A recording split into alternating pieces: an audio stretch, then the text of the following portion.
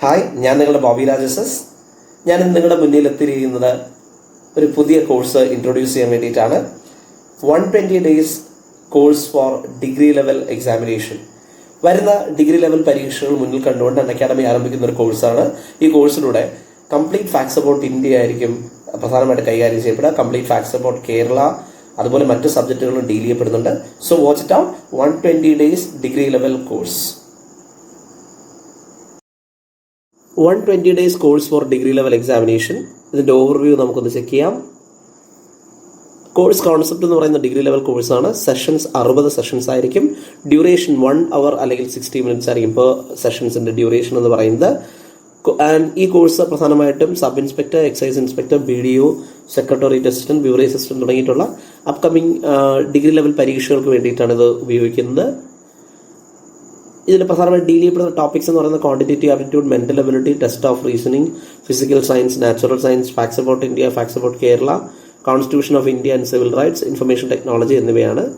ഇതിലെ ക്ലാസ്സുകൾ കൈകാര്യം ചെയ്യുന്നത് ഫാക്ട്സ് അബൌട്ട് ഇന്ത്യ ഡീൽ ചെയ്യുന്നത് ബോബിയാണ്, നാച്ചുറൽ സയൻസ് ഡീൽ ചെയ്യുന്നത് ഷാഫി, ക്വാണ്ടിറ്റേറ്റീവ് ആപ്റ്റിറ്റ്യൂഡ് ഡീൽ ചെയ്യുന്നത് mister Jyothish, physics chemistry deal ചെയ്യുന്നത് Deepika, constitution and civil rights deal ചെയ്യുന്നത് Reeja, facts about Kerala deal ചെയ്യുന്നത് Rahul Chandran, mental ability and reasoning deal ചെയ്യുന്നത് Rashmi R Nair, and IT deal ചെയ്യുന്നത് ആസിഫ്. കൂട്ടുകാർക്കെല്ലാം അക്കാഡമിയിലേക്ക് ഒരിക്കൽ കൂടി സ്വാഗതം. ഞാൻ ആസിഫ് തുളുവത്ത്. മെമ്മറി കോഡ് എന്ന് പറയുന്ന നമ്മുടെ ഈ ഒരു സ്പെഷ്യൽ കോഴ്സിൽ കഴിഞ്ഞ ലെസണിൽ ഒരു മാത്സ് റിലേറ്റഡ് ആയിട്ടുള്ള ട്രിക്കുമായിട്ടാണ് ഞാൻ നിങ്ങളുടെ മുന്നിലേക്ക് വന്നിട്ടുണ്ടായിരുന്നത്. കോമ്പൗണ്ട് ഇൻട്രസ്റ്റ് റിലേറ്റ് ചെയ്തിട്ടുള്ള ഒരു പർട്ടിക്കുലർ കൈൻഡ് ഓഫ് ക്വസ്റ്റ്യൻസ് എങ്ങനെ ഒരു ട്രിക്കിലൂടെ സോൾവ് ചെയ്യാം എന്നുള്ളതാണ് കഴിഞ്ഞ ലെസണിൽ നമ്മൾ എക്സ്പ്ലെയിൻ ചെയ്തിരുന്നത്. തീർച്ചയായിട്ടും ഇതിന്റെ ഒരു രണ്ടാം ഭാഗമായിട്ട് വരും എന്നുള്ളത് ആദ്യത്തെ ക്ലാസ്സിൽ തന്നെ, ആദ്യത്തെ ലെസണിൽ തന്നെ ഞാൻ പറഞ്ഞിരുന്നു. കൂടാതെ ഒരുപാട് കൂട്ടുകാരുടെ പ്രതികരണങ്ങളിൽ നിന്ന് സിമ്പിൾ ഇൻട്രസ്റ്റിലുള്ള ഇതുപോലുള്ള പ്രോബ്ലംസ് സോൾവ് ചെയ്യാനുള്ള ട്രിക്കുകളും ആഡ് ചെയ്യണേ എന്നുള്ള ആ ഒരു മെസ്സേജുകൾ ഒരുപാട് എനിക്ക് വന്നിരുന്നു. തീർച്ചയായിട്ടും സിമ്പിൾ ഇൻട്രസ്റ്റിൽ അത്തരത്തിലുള്ള പ്രോബ്ലംസ് എങ്ങനെ സോൾവ് ചെയ്യാം എന്നുള്ളതാണ് ഈ ഒരു ലെസണിലൂടെ ഞാൻ നിങ്ങൾക്ക് മുന്നിൽ സമർപ്പിക്കാൻ ഉദ്ദേശിച്ചിരിക്കുന്നത്. Okay, simple interest, compound interest എന്ന് പറയുന്ന ടോപ്പിക് ഒരുപാട് പേർക്ക് നല്ല രീതിയിൽ ബുദ്ധിമുട്ടാണെന്നുള്ളതും ഈ ഒരു ലെസണിൽ നിന്ന്, കഴിഞ്ഞ ലെസണിൽ നിന്ന് എനിക്ക് മനസ്സിലായി. അപ്പോൾ ആഡ് ചെയ്യാൻ സാധിക്കുന്ന ഇതുപോലുള്ള അഡീഷണൽ ആയിട്ടുള്ള മെത്തേഡുകൾ തീർച്ചയായിട്ടും ഉടൻ തന്നെ ഈ ഒരു പ്രൊഫൈലിൽ നിങ്ങൾക്ക് കാണാവുന്നതാണ്. തീർച്ചയായിട്ടും ഈ പ്രൊഫൈൽ നിങ്ങൾ ഫോളോ ചെയ്തില്ലെങ്കിൽ ദയവ് ചെയ്ത് ഫോളോ ചെയ്യുക. ഈ ഒരു കോഴ്സ് നിങ്ങൾക്ക് ഇഷ്ടപ്പെട്ടാൽ റേറ്റ് ചെയ്യാനും മറക്കരുത് എന്നുകൂടി ഓർമ്മിപ്പിക്കുന്നു. എല്ലാ കൂട്ടുകാർക്കും ഒരിക്കൽ കൂടി സ്വാഗതം. നിങ്ങൾ അക്കാഡമി പ്ലസിന്റെ സൗകര്യം നിങ്ങൾക്ക് ഉപയോഗപ്പെടുത്താം. ആസിഫ് തുളുവത്ത് എന്ന് പറയുന്ന കോഡ് ഉപയോഗിച്ച് ചെയ്യുകയാണെങ്കിൽ 10% ഡിസ്കൗണ്ടും നിങ്ങൾക്ക് ലഭിക്കുന്നതാണ്. അക്കാഡമി പ്ലസിന്റെ സൗകര്യങ്ങൾ ഒരുപാട് നിങ്ങൾ കേട്ടതാണ്. ഈ ഒരു കോഡ് ഉപയോഗിക്കുകയാണെങ്കിൽ 10% ഡിസ്കൗണ്ടും നിങ്ങൾക്ക് ലഭിക്കുന്നതാണ്. ഓക്കെ, സിമ്പിൾ ഇൻട്രസ്റ്റ്, കോമ്പൗണ്ട് ഇൻട്രസ്റ്റിൽ നിന്ന് ഇത്തരത്തിലുള്ള ചോദ്യങ്ങൾ, അതായത് the sum of money placed at simple interest triple itself in 12 years. How many years it would amount 5 times on itself at the same rate of interest? ഇത്തരത്തിലുള്ള ചോദ്യങ്ങൾ ധാരാളമായിട്ട് കാണാറുണ്ട്.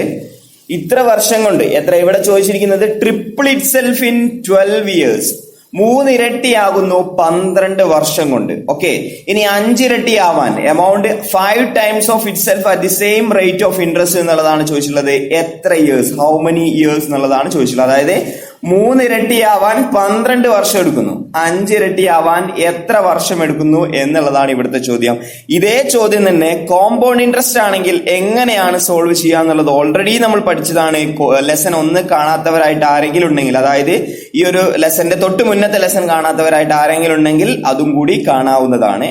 ഇവിടെ ഇത്തരത്തിലുള്ള ചോദ്യങ്ങൾ ചെയ്യാൻ ഇവിടെ ഓപ്ഷനിൽ കൊടുത്തിരിക്കുന്നത് 24, 25, 26, 28 എന്നുള്ളതാണ്. നോക്കാം നമുക്ക് എങ്ങനെ ചെയ്യാന്നുള്ളത്. ഞാൻ ഇതിനെ ഇങ്ങനെ ഒന്ന് മാറ്റി. അതായത് triple itself in 12 years, 3 ഇരട്ടി ആവുന്നത് 12 വർഷം കൊണ്ട്, 5 ഇരട്ടി ആവുന്നത് എത്ര എന്നുള്ളതാണ് ഇവിടെ ചോദിച്ചിട്ടുള്ളത്. ഓക്കെ, ഇനി ഇവനെ ഞാൻ ആ ഇരട്ടി എത്ര മടങ്ങാണ് എന്നുള്ളതിനെ ഞാൻ -1 ചെയ്യുന്നു. അതായത് 3 മടങ്ങ് എന്നുള്ളതിനെ ഞാൻ 2 ആക്കി റെപ്രസെന്റ് ചെയ്യുന്നു. 2 12 എന്ന് എഴുതി. 5 മടങ്ങ് എന്നുള്ളതിനെ 1 കുറച്ചുകൊണ്ട് 4 എത്രയാന്നുള്ളത് കണ്ടുപിടിക്കണം. ഇങ്ങനെ ജസ്റ്റ് ഒന്ന് മാറ്റി എഴുതി. ഓക്കെ, ഇതൊരു ട്രിക്കാണ്, ഇതൊരു മെത്തേഡാണ്. ഏത് ക്വസ്റ്റിനും ഈ ഒരു മെത്തേഡ് ഉപയോഗിച്ച് നിങ്ങൾക്ക് ചെയ്യാവുന്നതാണ്. ഓക്കെ, അപ്പോ എത്ര മടങ്ങാണ് -1 ചെയ്തു. ഓക്കെ, അപ്പൊ 3 മടങ്ങാവുന്നത് 12 വർഷം കൊണ്ടാണ്. 5 മടങ്ങാവാൻ എത്ര എന്നുള്ള ചോദ്യത്തിനെ ഞാനൊന്ന് ചെറുതായിട്ട് മാറ്റി.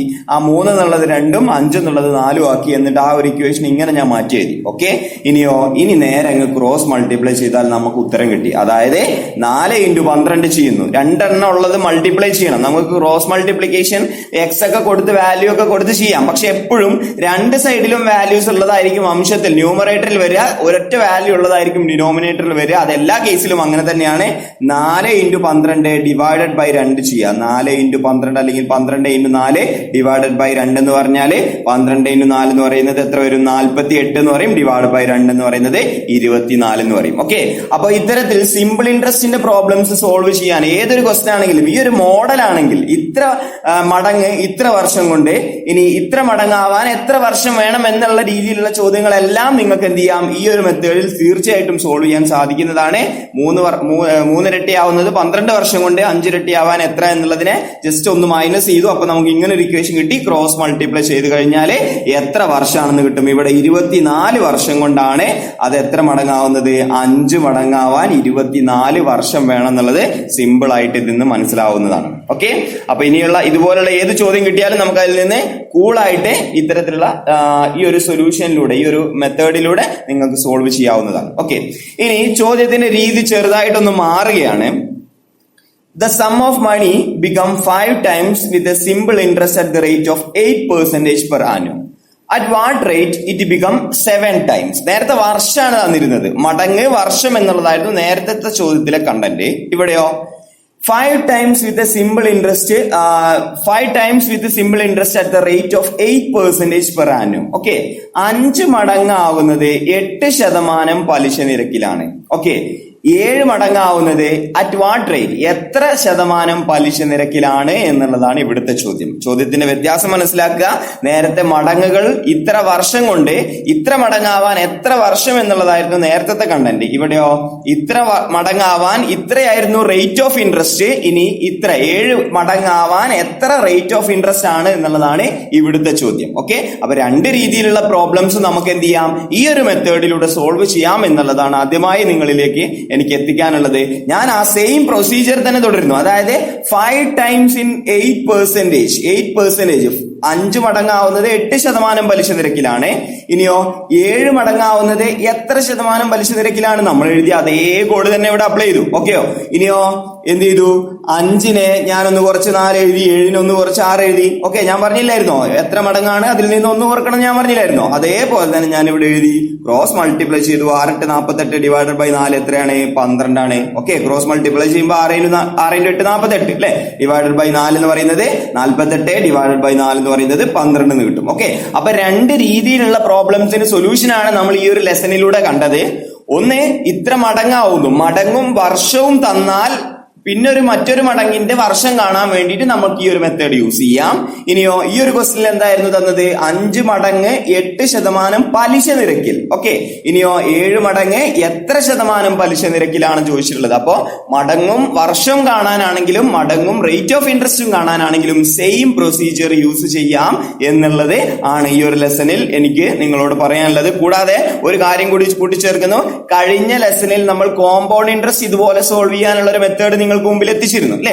അപ്പൊ ആ മെത്തേഡും എന്ത് ചെയ്യാം, റേറ്റ് ഓഫ് ഇൻട്രസ്റ്റിന്റെ ഇത്തരത്തിലുള്ള പ്രോബ്ലംസ് ചെയ്യാനും യൂസ് ചെയ്യാം എന്നുള്ളതാണ് കൂട്ടിച്ചേർക്കാനുള്ളത്. ഓക്കെ, അത്തരത്തിലുള്ള പ്രോബ്ലം ഞാൻ ഇവിടെ ആഡ് ചെയ്തിട്ടില്ല. തീർച്ചയായിട്ടും ഇതേ മെത്തേഡിൽ തന്നെ, ഇതേ മെത്തേഡ് എന്ന് പറഞ്ഞാൽ കോമ്പൗണ്ട് ഇൻട്രസ്റ്റ് നമ്മൾ ചെയ്തിരുന്നത് നമുക്ക് എത്ര റേസ് ടു പവർ എത്ര എഴുതാന്നുള്ളൊരു മെത്തേഡിലായിരുന്നു. അത് കാണാത്തവരായിട്ട് ആരെങ്കിലും ഉണ്ടെങ്കിൽ ദയവ് ചെയ്തത് കാണുക.